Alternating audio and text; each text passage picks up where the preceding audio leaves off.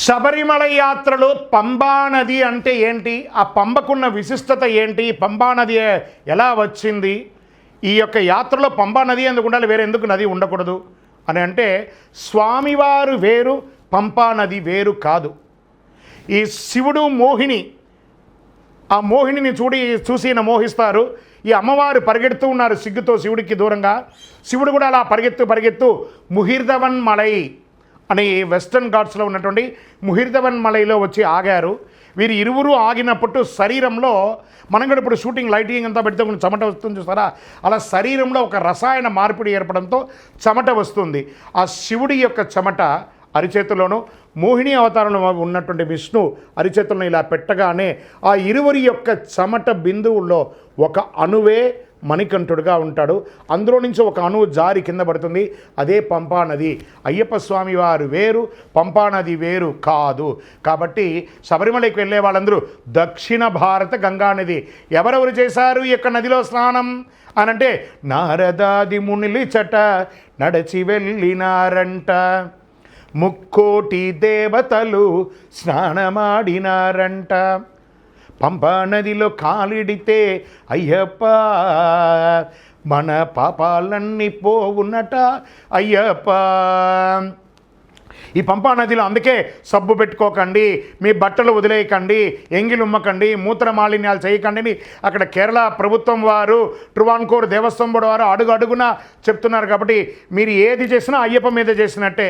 ఈ పెద్ద పాదం అంటే ఏంటి, ఈ చిన్న పాదం అంటే ఏంటి, ఈ పాదాలు ఏంది అని అంటే, వనయాత్ర అంటారు దీన్నే. ఎరుమై కొళ్ళి అని చెప్పారు చూస్తారా, స్వామివారే స్వయంగా ఎరుమేలి నుండి మొదలు పెడితే శబరిమల వరకు నడిచి వెళ్ళారు. ఎరిమేలి నుంచి శబరిమలకి వచ్చేటప్పటికి ఆల్మోస్ట్ 63 కిలోమీటర్లు ఉంటుంది, 48 మైళ్ళు అంటారు.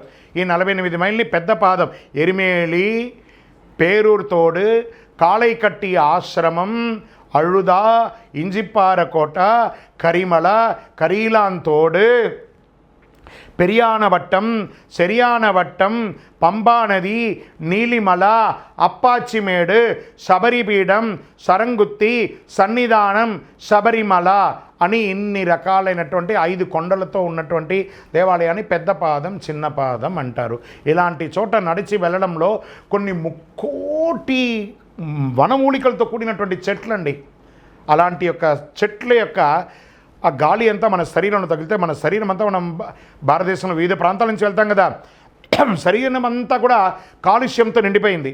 ఆ యొక్క వనమూలికల యొక్క గాలి మన శరీరంలో పెడితే చెమట రూపంలో చెడు అంతా బయటకు వచ్చి మనం ఆరోగ్యవంతులమయ్యి మంచి ఓవరాల్ అవుతుందన్నమాట బాడీ. అందుకే సంవత్సరంలో ఒక్కసారైనా వనయాత్ర చేయాలి. పుట్టినందుకు ఒకసారైనా శబరిమలకు వెళ్ళాలండి. ఎలా వెళ్ళాలి?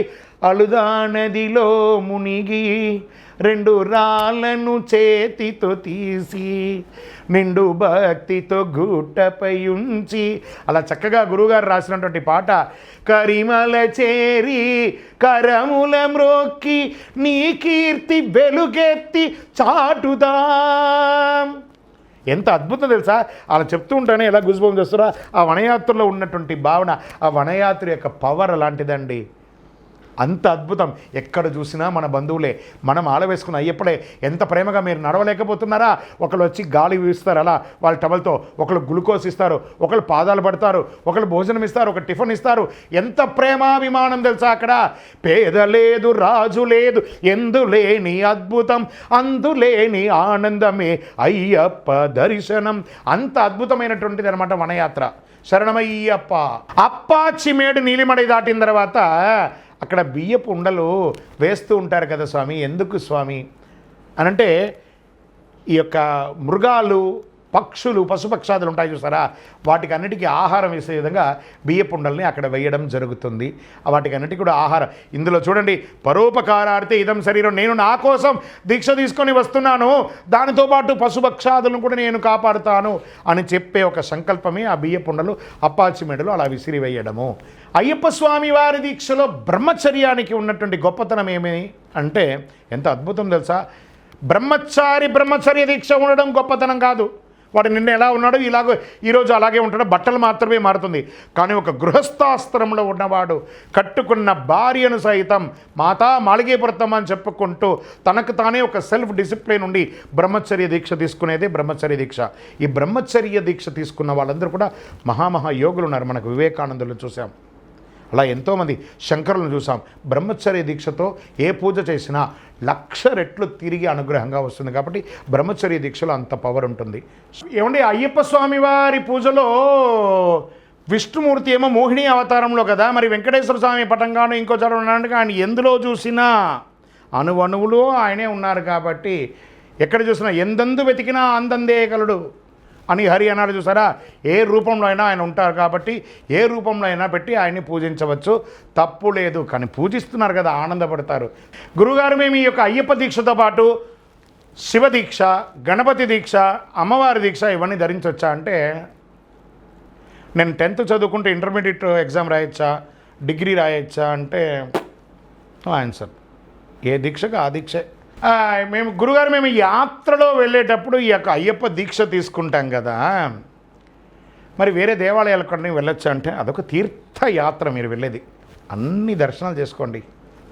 కాకపోతే గురుగారు మేము దీక్ష తీసుకొని శబరిమలకి వెళ్తున్నాము, మా ఇంట్లో ఒక సన్నిధానం పీఠం పెట్టాం కదా, దానికి కదల్చొచ్చా వెళ్ళేటప్పుడు? కొంతమంది కదులుస్తారు, కొంతమంది వెళ్ళి వచ్చిన తర్వాత కొబ్బరికాయ కొట్టి పూజ చేసి కదుపుతారు, తప్పు లేదు. దానివల్ల దోషం అంటూ ఏమీ లేదు. ఏమండి, భార్య భర్తలు కలిపి దీక్షలో ఉండగా వ్రతాలు చేసుకోవచ్చా, సత్యనారాయణ వ్రతం కానీ కేదారి వ్రతం కానీ అంటే ఇక్కడ బాగా గుర్తుపెట్టుకోండి.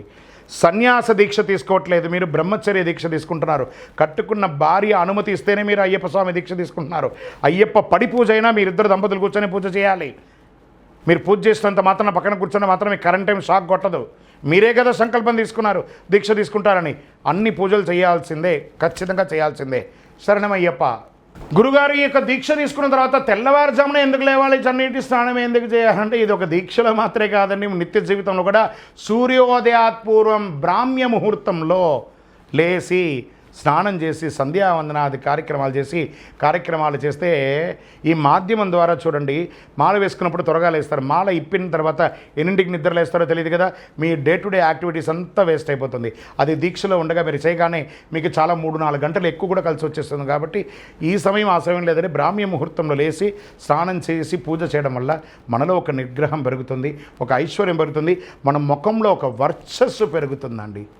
కాబట్టి బ్రాహ్మీ ముహూర్తంలో చేయాలంటారు. ఏమంటే, వనరక్షకుడుగా మేము ఇంటి ముందర కొబ్బరికాయ కొడుతున్నామండి, కొట్టిన తర్వాత ఇంటికి వెళ్ళకూడదు అంటారు. అది వెళ్ళొచ్చా వెళ్ళకూడదా అంటే, ఇరుముడి కట్టుకున్న తర్వాత ఆ విల్లు ఉంటుంది చూసారా, విల్లు అంబు ఇలా వదిలాం, ఎయిమ్ చూసి వదిలేస్తే no no no no back back back back అంటామా, వెళ్ళిపోయింది అంతే. అది అక్కడ పోయి రీచ్ అవ్వాల్సిందే.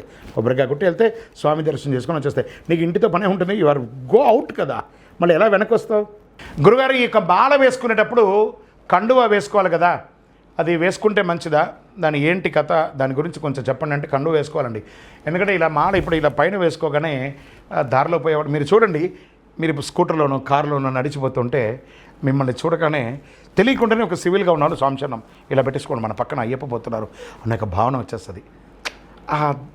ఆ డ్రెస్కి గౌరవం ఇస్తున్నారంటే ఆ గౌరవం మీకు కూడా వస్తుంది. కాబట్టి మీలో ఉన్న మాలకు కూడా గౌరవం వస్తుంది. కాబట్టి ఆ మాలకు మర్యాదగా మీరు ఉండండి, సమాజం మీకు గౌరవం ఇస్తుంది. ఎలాంటి వస్త్రమైనా ధరించండి, గౌరవంగా ఉండండి. కానీ కలస పూజ అని ఉంటుంది, ఇక 18 పడిలోనే చేస్తారు అన్ని పూజలు. కలస పూజకు 18 లేదు, కన్నీస్వామి లేదు, అన్ని పూజలను కలస పూజ చేయాలండి. ఎందుకు ఈ కలసం పెడతారంటే గంగే చయమునే చైవ గోదావరి సరస్వతి నర్మదా సింధు కావేరి పంబ అన్నీ కూడా అందులో పెట్టి చేస్తాం. కాబట్టి ప్రతి పూజకు కలస పూజ చేయొచ్చు, తప్పులేదు.